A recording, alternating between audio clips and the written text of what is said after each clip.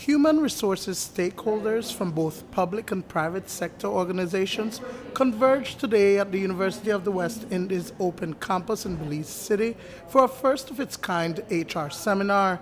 Organized by U.W.I, the workshop seeks to develop human capital within the Caribbean region, including Belize. The purpose is to bring together the people who are responsible for shaping our human capital in Belize, to have a conversation with them, to ensure that their roles as HR professionals is clearly defined, is clearly understood, and the impact that their roles have on the wider community in terms of capacity building, in terms of developing our people, aligning whatever contributions they bring to their respective organizations and companies with where our country is and where we would like it to go.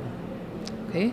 So it's examining the fact that in some companies, human resource management is not yet at the table, and how these professionals in this room can play their role in ensuring that their management, their top management, understands the value of their people, and how bringing HR, the HR function, if you will, to the table adds value, because the people of an organization play a critical role. You cannot have any business, private or public, without your people.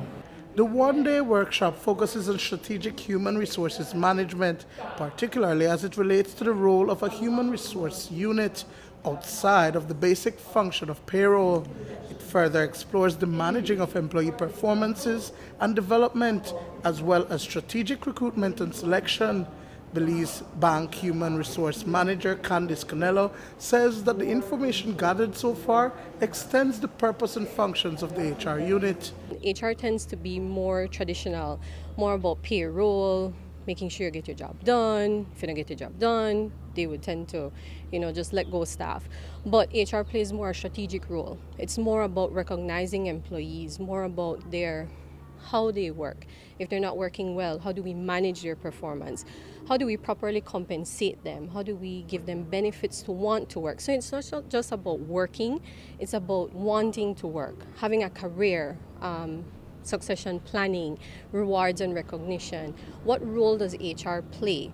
What they've also touched is that HR shouldn't be in a silo or shouldn't be on its own. It should be a part of the organization. What they've been telling us today, we should be sitting at the table with the executives. It is expected that the stakeholders will return to their place of business and amend, if necessary, their human resource policies to ensure retention of staff.